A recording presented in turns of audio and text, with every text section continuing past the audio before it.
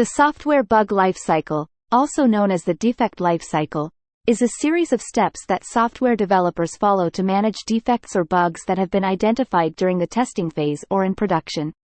Here is an overview of the software bug lifecycle. New.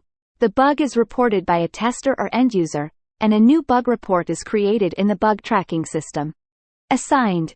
The bug report is assigned to a developer who will investigate and fix the issue. Open.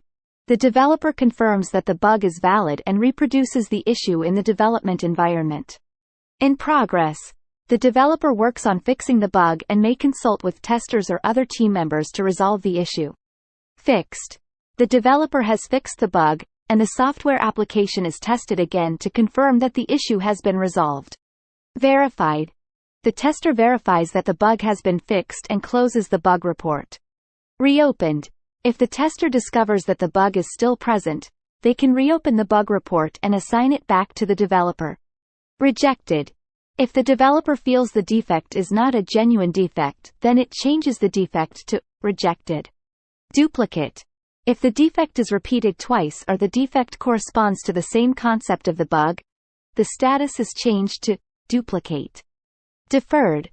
If the present bug is not of a prime priority and if it is expected to get fixed in the next release, then status deferred is assigned to such bugs. Closed. Once the bug is fixed, tested, and verified, it is closed, and the bug report is marked as resolved.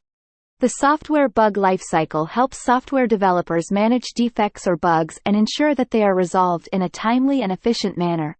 By following a standardized bug management process, developers can improve the quality of their software applications and ensure that they meet the needs of their users.